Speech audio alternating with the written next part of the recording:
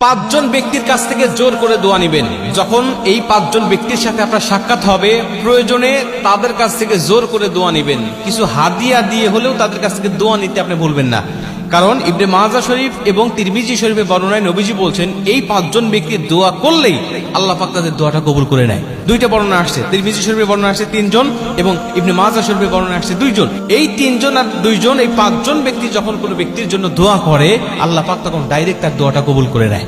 রাসূল সাল্লাল্লাহু আলাইহি ওয়াসাল্লাম বলছেন, 1 নম্বর হলো মা বাবা।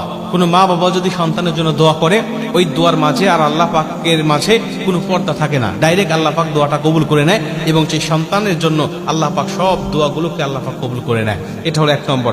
2 নম্বরে, যদি কোনো মাজলুম ব্যক্তিকে আপনি পেয়ে যান, যিনি মাজলুম, যিনি জুলুমের শিকার হয়েছে, ওই মাজলুমের কাছ থেকে আপনি দোয়া নেবেন। কারণ মাজলুমের দোয়া আর আল্লাহর মাঝেও কোনো পর্দা থাকে না। মাজলুম যখন দোয়া করে আল্লাহ পাকের কাছে, তখন ডাইরেক্ট আল্লাহ পাক তার দোয়াটা কবুল করে নেয়। মাজলুমের কাছ থেকে দোয়া নেবেন, প্রয়োজনে কিছু হাদিয়া দিবেন, তাও দোয়া নেবেন। 3 নম্বর হলো মুসাফির। কোনো মুসাফির ব্যক্তির দোয়া কখনো আল্লাহ পাক ফেরত দেয় না। মুসাফির যা দোয়া করে আল্লাহ পাক ঠিক সেই দোয়াটা কবুল করে নেয়।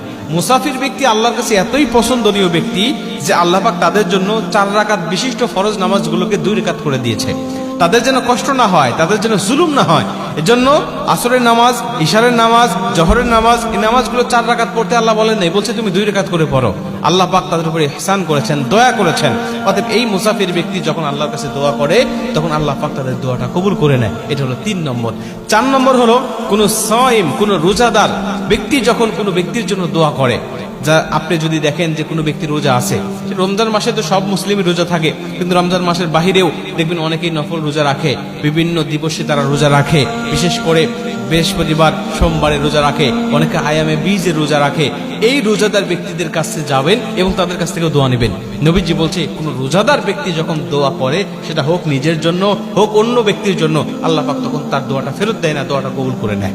এবং 5 নম্বর লাস্ট হলো কোনো ন্যায় পরায়ণ শাসক, যিনি ন্যায় ইনসাফ ভিত্তিক শাসন প্রতিষ্ঠা করতেছে। ন্যায় পরায়ণ শাসক যিনি সর্বসময় ন্যায় বিচার করেন, এই ন্যায় বিচারক শাসকের কাছেও তুমি দোয়া নিবে এবং সেই দোয়াটাও আল্লাহ পাক কবুল করবে। এখন ন্যায় বিচারক শাসক কে হতে পারে? সেটা হতে পারে কোনো চেয়ারম্যান, হতে পারে কোনো এমপি, মন্ত্রী, অথবা হতে পারে কোনো সমাজপতি, যিনি বিচার আচার করেন, যার কাছে মানুষ বিচার নিয়ে যায় এবং তিনি বিচারে কোনো দুর্নীতি করেন না, 7, 5, 6, 9 তিনি করেন না। তিনি সরাসরি যেটা সত্য, সত্যকে সত্য বলে, যেটা মিথ্যা, তিনি মিথ্যাকে মিথ্যা বলে। তিনি সত্য পক্ষে যখন রায় দিবে, এমন শাসকের সন্ধান যদি কখনো আপনি পান, বুঝে নিয়েন যে ইনি আল্লাহ পাকের প্রতিনিধি, উনি আল্লাহ পাকের খাস বান্দা, আল্লাহ পাকের রহমতের বান্দা। অতএব তার কাছ থেকে আপনি দোয়া নিতে কখনো ভুলবেন না। এই